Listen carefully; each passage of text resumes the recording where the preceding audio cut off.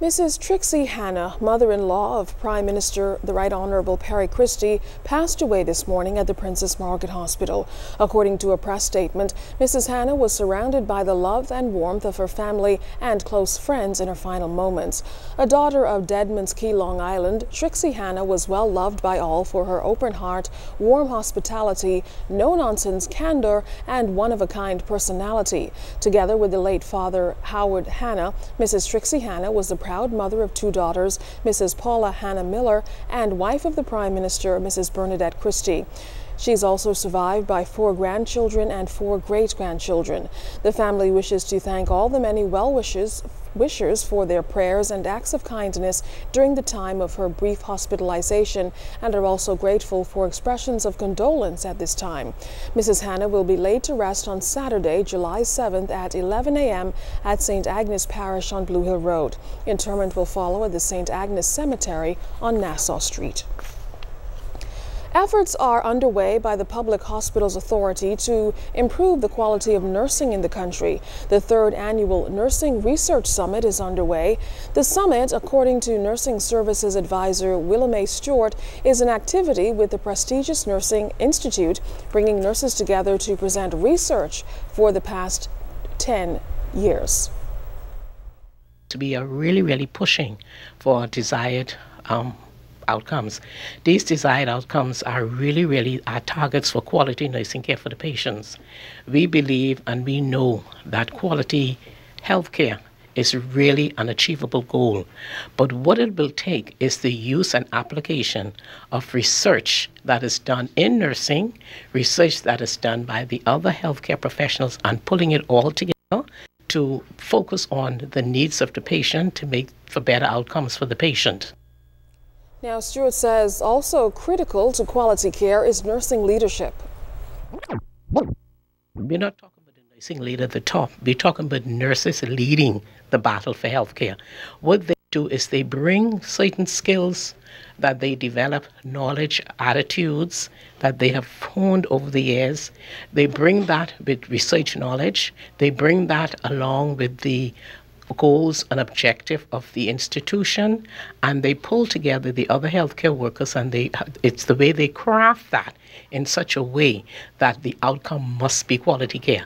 And we firmly believe that quality care in this country and for the world depends on the nurse's ability to pull everything together in health.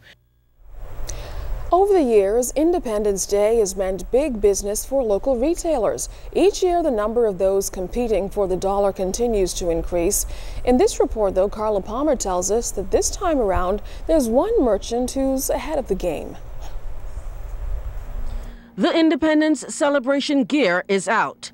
Flags, hats, can openers, bracelets, keychains, belts, umbrellas, and of course t-shirts are items available for sale by Atlantic Fashions, producers of Independence products, and the merchandise already on the market for sale, including downtown Bay Street. Salespersons LaQuinta Roll and Latara Hanna say sales have been going very well, selling as many as 60 t-shirts each day. We don't go over $30, so everything is in under $30. $30 for the men's shirt with the collar, $25 for barcode, and $25 for the regular t-shirts. We have a variety of jewelry. The tourists buying, but not shirts really, more like hand pieces and keychains and stuff, bottle openers, stuff like that. While there has been no unusual demand for any special item, the merchants, however, have listened and facilitated customers with a previous request. Everybody is just excited that we don't have the year on the shirt, so probably they could wear it next year and don't have to purchase a shirt. Our accessories is going a bit fast. People are really interested in putting the hand and the keychains on their bags and stuff like that. Still, with the varied merchandise, there was still an addition to the production line. Everybody came here asking for earrings, and we don't really have earrings, so I went and we just bought a couple beads and decided to make a variety of earrings in the Bahamian colors and see how they work out. Roland Hanna say they are very much stocked and do not plan on running out of any of the products, as they outfit Bahamians for the Independence holiday, as well as leaving you with memorabilia that could last a lifetime. Carla Palmer, ZNS News. Minister of Youth, Sports and Culture, the Honorable Dr. Daniel Johnson, visited a rehearsal of the Bahamas National Youth Choir at St. John's College yesterday evening, ahead of them competing at the World Choir Games in Cincinnati, Ohio next week. The minister encouraged the 29-member choir to give their all as they represent the Bahamas among some 48 competitors from other countries. The Bahamas National Youth Choir is just one of the 360 choirs which will compete in what's known as the Olympics of choral music. In 2008 at the World Choir Games in Austria, the choir won 2 silver medals for the Bahamas. Dr. Johnson encouraged the youngsters to represent the Bahamas with dignity and shine among the many competitors for those medals. I go around, sometimes unannounced, and check on all the talent we have. And it is always shocking to me, everywhere I go, the amount of young, talented people that we have in this country. We know you're entered in 3 categories, and I could see it in your eyes. Something big is going to happen. You know, so it's not that we're just thinking this for you. We're expecting it. You know, so bring back the goal. In addition to the rigorous training the choir undergoes annually for their concerts, the choir has been practicing for the last several weeks on a daily basis, sharpening their singing, dancing, music, and overall performance skills. To give the choir an edge, choir director Cleophas Adderley says the youth choir members had the opportunity to have sessions with directors of the prestigious Harlem Dance Theater. We are going there as strong and as precise as we can. Our choreographer, Lakeisha Bostwick, has done an excellent job cleaning up and tightening up the group to make sure that they are sharp. In addition to that, we are really grateful to have the assistance of Keith Saunders. He is the director of the Dance Theater of Harlem, and he came in with his wife Kelly Saunders, and they worked with the choir and gave us some extra points. So we're coming out really strong and as precise and as professional as we possibly can.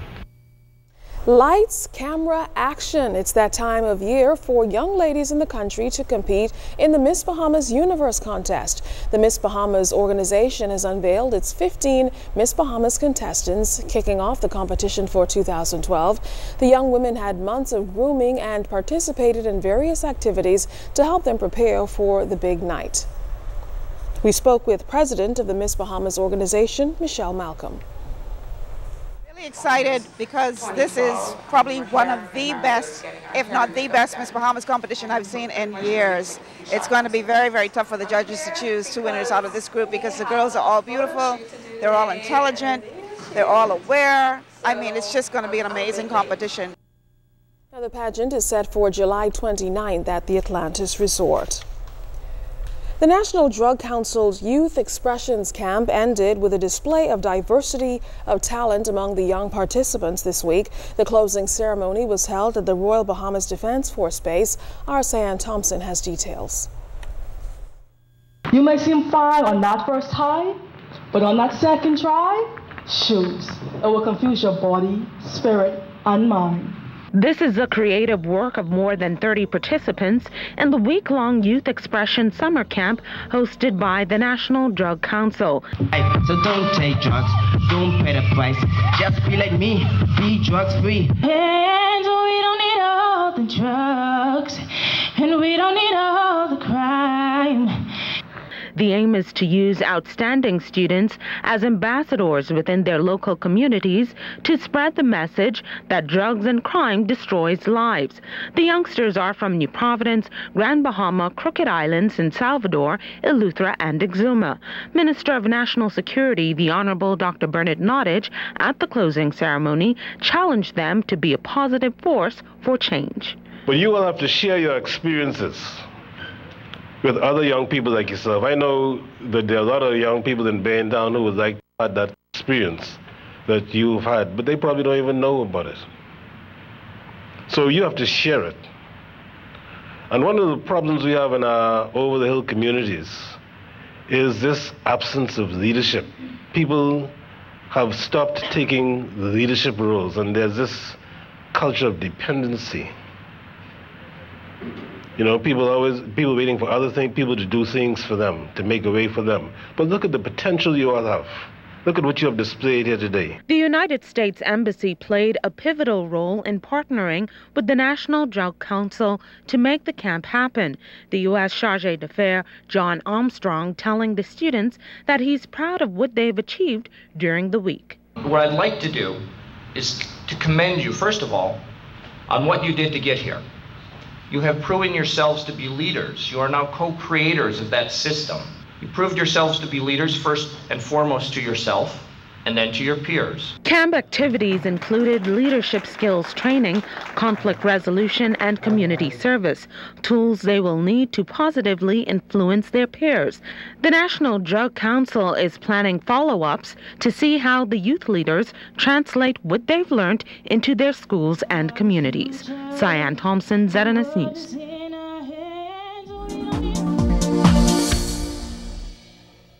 Welcome to tonight's edition of the Business Beat, sponsored by Royal Fidelity. Good evening, Bahamas. I'm Altaviz Munnings. Let's take a look at what's making business news today.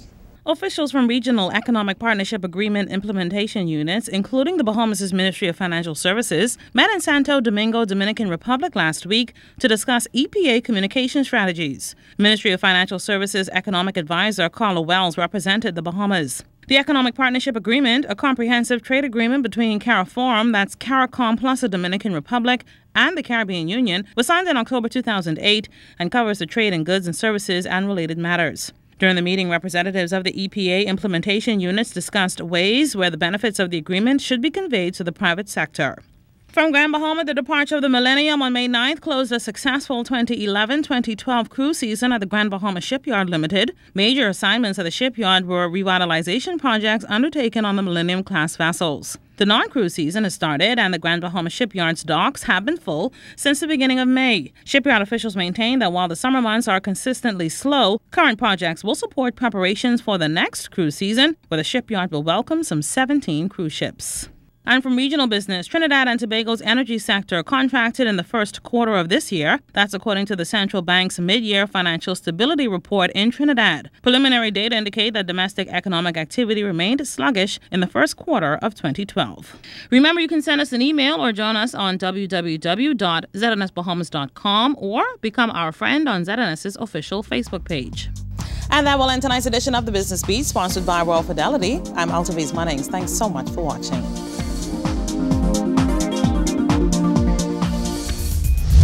It's time for today's Doctor's Hospital Health Tip. Like wrinkles, stretch marks slowly creep up on most women. They're caused when skin expands due to rapid changes in weight, stretching the collagen underneath and resulting in faint white or red marks, such as during pregnancy. Once they form, it is difficult to get rid of them, especially when they're more than 6 months old. Laser treatment or applying Retin-A over the area can help unless you are pregnant or breastfeeding. Deter marks by moisturizing regularly, especially over the belly during pregnancy. It helps collagen stay plump and skin stay more elastic. When you restrict calories without changing your level of physical activity, you will of course lose fat, but can increase stretch marks. When you cut calories, you'll also lose lean tissue, muscle, and organ weight. Since metabolic weight is dependent largely on muscle tissue, the more weight you drop, the more it decreases. So to keep your metabolism higher and stretch marks at a minimum, stay physically active while you're dieting. And don't forget, Doctor's Hospital has a new patient visitor policy. You'll need an official photo ID in order to visit a patient staying on one of the floors. Only 2 visitors will be allowed up per patient. Help Doctor's Hospital create a safe and comfortable environment so patients, your friends and loved ones can get better and get home.